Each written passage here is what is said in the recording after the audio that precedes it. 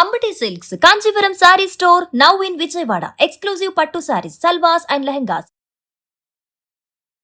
నమస్తే, welcome to Suman TV. నేను పద్మిని. ప్రస్తుతంతో పాటు ప్రముఖ ఆధ్యాత్మికవేత్త, దత్త ఉపాసకురాలు, శ్రీపాద శ్రీవల్లభ దత్తపీఠం వ్యవస్థాపకురాలు శ్రీమతి లతా దత్త గారు మనతో పాటు ఉన్నారు. మాట్లాడదాం. అక్క నమస్తే. అక్క నమస్తేరా.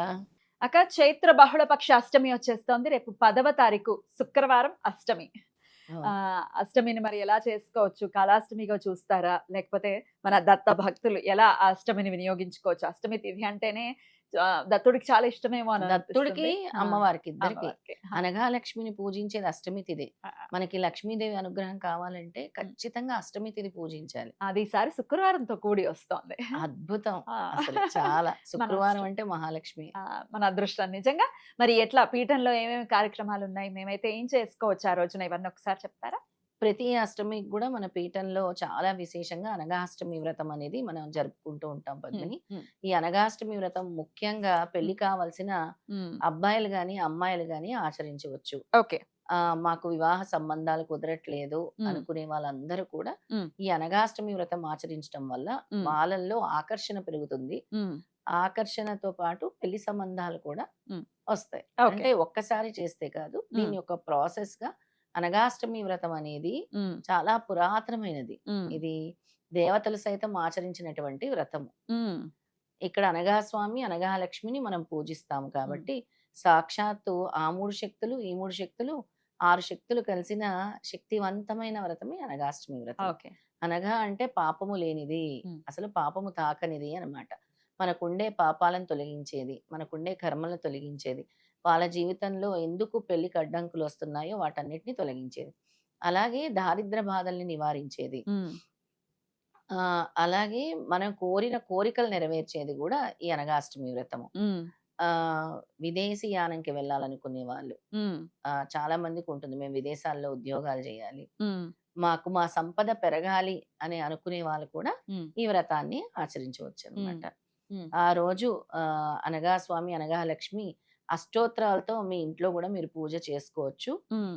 నేను ఎప్పుడూ చెప్తూ ఉంటాను, కుంకుమతో అమ్మవారికి చేయండి అర్చన, స్వామికి పసుపుతో చేయండి, గురువు కాబట్టి గురువు అనుగ్రహం పెరుగుతుంది. లేదా మీరు 21 పసుపు కొమ్ములు తీసుకొని చక్కగా దాన్ని దండగా చేసి స్వామికి అమ్మవారికి వేయండి. మీకు పటం ఉంటుంది కదా, అనగా స్వామి అనగా లక్ష్మి పటం చాలా మంది ఇళ్లలో పెట్టుకుంటున్నారు.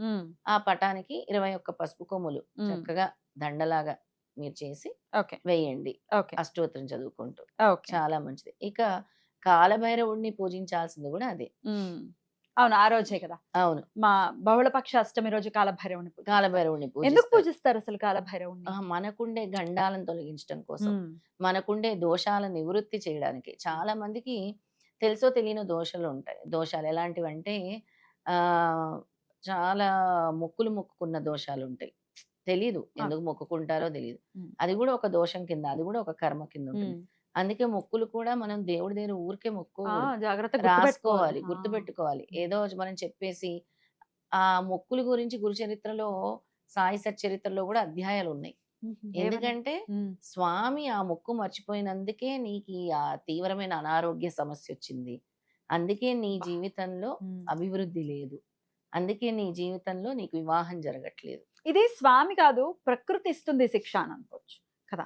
స్వామి గుర్తు చేస్తారు ఒక రూపంలో. స్వామి ఒక గురువు దగ్గరికి వెళ్ళినప్పుడు సాయి సచరిత్రలో గాని గురు చరిత్రలో గాని, నువ్వు అప్పుడు సప్తశృంగి మాతకి మొక్కుకున్నావు అని వాసుదేవానంద సరస్వతితో స్వామి చెప్పడం జరుగుతుంది. అప్పుడు వాసుదేవానంద సరస్వతి ఎందుకు ఇలా జరిగింది అని చెప్పి వాళ్ళ అమ్మగారు మొక్కుకున్న మొక్కు అని గుర్తు చేసుకుని వెళ్ళి అమ్మవారి దగ్గర తీర్చుకొని వస్తారు. అలా మనకి రకరకాల దోషాలు, గండాలు ఉంటాయి జీవితంలో. కొంతమందికి జలగండం ఉంటుంది, కొంతమందికి అగ్నిగండం ఉంటుంది, తెలీదా గండాలు. అలాంటి గండాలు పోవాలన్నా కూడా కాలభైరవుని పూజించాలి. రక్షణ కోసము కాలభైరవుని పూజించాలి. కాలానికి అధిపతి ఎవరు? కాలభైరవుడు. ఆయనే శాసిస్తాడు కాబట్టి ఆయన్ని మనం వేడుకోవాలి. ఈ గండాల నుంచి, ఈ మృత్యుల నుంచి, ఈ ఉపద్రవాల నుంచి మమ్మల్ని కాపాడు తండ్రి, ఈ గ్రహ దోషాల నుంచి మమ్మల్ని కాపాడు తండ్రి అని ఆ రోజు బూడిది గుమ్మడికాయని చక్కగా 2 ముక్కలు చేసి దాని లోపల గుజ్జంతా తీసేసి కాలభైరవుడు గుడి దగ్గరికి వెళ్ళండి. మీరు అవకాశం ఉంటే గుడి దగ్గరికి వెళ్ళి దాన్ని 2 ముక్కలుగా చేసి దాని నిండా ఆవ నూనె కానీ నువ్వుల నూనె కానీ వేసి 2 పేపర్ ప్లేట్స్ లాంటివి తీసుకొని అందులో మీరు కొద్దిగా బియ్యం గాని, నవధాన్యాలు గాని వేసి ఈ గుమ్మడికాయ ముక్కల్ని పెట్టి ఆ దీపాన్ని అఖండ జ్యోతి ఒత్తు వేసి వెలిగించండి. హ్మ్. అలాగే కాలభైరవుడి గుడిలో నేనెప్పుడూ చెప్తూ ఉంటాను. ఎండు మిరపకాయలు, మిరియాలు ఇవ్వండి మెయిన్‌గా ఆ! నైవేద్యం చేయటానికి. హ్మ్. అవి ఇవ్వటం వల్ల మీకుండే హ్మ్. నరదృష్టి, హ్మ్. శత్రుబాధ, మీకుండే ఎటువంటి ఎనర్జీస్ గాని, ఈ దుష్టగ్రహ పీడ గూడా తొలగుతుంది. ఓకే. అయితే దిష్టి దోషం అని అన్నారు కాబట్టి, మన సింహద్వారం యువతల ఈ గుమ్మడికాయల దీపం పెట్టుకోవచ్చా అక్క? హ్మ్. పెట్టుకోవచ్చు. హ్మ్. తప్పకుండా. హ్మ్. అంటే నేను దీపం పెట్టుకునే కంట హ్మ్. పగలగొట్టమని చెప్తాను. పగలగొట్టేసైనా అష్టమి రోజు. పెట్టేయొచ్చా? ఆ! పగలగొట్టేసి హ్మ్. నేనెప్పుడు ఏం చెప్తానంటే, ఇలా గనక హ్మ్. మీరు ఈ దీపం అనేది బయట పెట్టొద్దు. హ్మ్. మీరు బూడిద గుమ్మడికాయ గాని, ఆరెంజ్ పగలగొట్టేసి. గుమ్మడికాయ ఆ! గాని హ్మ్. ఫస్ట్ కర్పూరం వేసి వెలిగించి clockwise, anticlockwise తిప్పేసి అష్టమి రోజు తీసేసి అష్టమి రోజే దిష్టి. ఆ! సాయంత్రం చేయాల్సిన హ్మ్. పరిహారము. ఆ! పగలగొట్టేసి అటు హ్మ్. ఇటు ద్వారం దగ్గర పెట్టి పసుపు, కుంకుమ వేసి హ్మ్. అందులో హ్మ్. కర్పూరం వేసేసి హ్మ్. మీరు మీ తల చుట్టూ clockwise, anticlockwise నల్ల మిరియాలు, నల్ల నువ్వులు, హ్మ్. తెల్ల ఆవాలు హ్మ్. ఈ 3 కలిపి హ్మ్. అవకాశం ఉంటే 2 ఎండుమిరపకాయలు గూడా హ్మ్. మీ తల చుట్టూ 7 టైమ్స్ క్లాక్ తిప్పేసుకొని వైస్, యాంటీ క్లాక్ వైస్ తిప్పేసి హ్మ్. అందులో ఆ వేసేయండి. బూడిద గుమ్మడికాయలో వేసేయాలి. వేసేయాలి. ఓహ్! ఓకే. పోతాయి. తొలగిపోతుంది. ఓకే. బయట ఇంటి హ్మ్. బయట ఇంటి బయట చేయాల్సింది. ఇది. ఆ! లోపల చేయాల్సింది కాదు. ఇంటి హ్మ్. బయట చేయవలసిన పరిహారం. తర్వాత కాళ్ళు చేతులు కడిగేసుకోవాలి. కడిగేసుకోవాలి. హ్మ్. మాకు ఇది ఇలా సాధ్యపడట్లేదు అనంటే గాజు గ్లాస్‌లో హ్మ్. 7 మిరియాలు తీసుకోండి. హ్మ్. చక్కగా తీసేసి మళ్ళీ చేతిలోకి హ్మ్. వేసేసి ఆ గ్లాస్‌తో అయినా హ్మ్. తిప్పేసేయొచ్చు.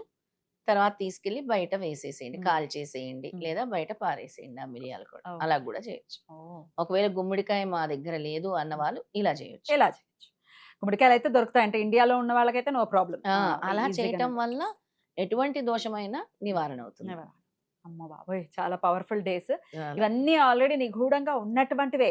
అవును. చక్కగా చేసుకొని ఈ దిష్టి దోషాల నుంచి బయటపడాలి. చాలా మంది చెప్తూ ఉంటారక్క. అవును. మేము ఎదుగుతున్నామని ఏడు చేస్తున్నారు, ఏడు చేస్తున్నారంటే మరి ఆ ఏడుపులు రాకుండా ఉండాలి అనంటే ప్రతి అష్టమికి ఇలా చేసుకుంటూ ప్రతి ఉంటే. అష్టమికి ఇలా చేసుకోవాలి. ఆ హ్మ్. నరదృష్టి అనేది పోతుంది. హ్మ్. అందుకే మనకి భగవంతుడు ఇస్తూ ఉంటాడు. హ్మ్. ముఖ్యంగా కాలభైరవుడిని అందుకే పూజిస్తాం. హ్మ్. దేనికి? ఈ నరదృష్టికి, హ్మ్. ఈ దోషాలకి, హ్మ్. ఇది ఏదైతే ఉందో మన బాడీలో శక్తిని మళ్ళీ యాక్టివేట్ చేస్తుందనమాట. హ్మ్. కాలభైరవుడిని పూజించటం వల్ల. హ్మ్. చాలా పవర్‌ఫుల్ చాలా కాలభైరవుడు. అద్భుతం. చాలా చాలా పవర్‌ఫుల్. అదే. ఓం కాలభైరవాయ నమః అని చదువుకోండి. కాలభైరవాష్టకం చదువుకోండి. కాలభైరవ గాయత్రి చదువుకున్నా చాలా మంచిది పద్మిని. 11 సార్లు చదువుకోవాలి ఈ మంత్రాన్ని ఆ రోజు. ఓకే. ఓం కాలాయ విద్మహే కాలాతీతాయ ధీమహి తన్నో కాలభైరవ ప్రచోదయాత్. అద్భుతం. చాలా బావుంది. అలా కాలాతీతుడాయన. కాలాతీతుడు. అమేజింగ్. చాలా బావుంది. ఈ ఎన్ని సార్లు? గాయత్రి మంత్రం 11 సార్లు చదువుకోవాలి. హ్మ్. ఇంకా అవకాశం ఉంటే మీరు జపం చేసుకుంటే గూడా చాలా మంచిది. హ్మ్. ఈ మంత్రాన్ని జపించటం వల్ల హ్మ్. ముఖ్యంగా కాలభైరవ అష్టమి రోజు హ్మ్. లేదా ఆదివారాల్లో హ్మ్. ఎవ్రీ సండే 108 సార్లు జపించినా కూడా మనకుండే దిష్టి దోషాలు కాలము కలిసి వస్తుంది. అబ్బా! ముఖ్యంగా హ్మ్. మన కాలం కలిసి రావట్లేదు క అంటారు. ఆ! ఆ కాలం అనేది కలిసి వస్తుంది. కాలం కలిసొస్తుంది. అద్భుతం అక్క. చాలా చాలా వివరంగా, చాలా విశేషంగా మాకు తెలియజేశారు. వచ్చేటటువంటి ఈ అష్టమిని ప్రతి ఒక్కరు వినియోగించుకోవాలని మనస్ఫూర్తిగా కోరుకుంటూ కృతజ్ఞతలక్క. నమస్తే. నమస్తే. జై శ్రీరామ్. జై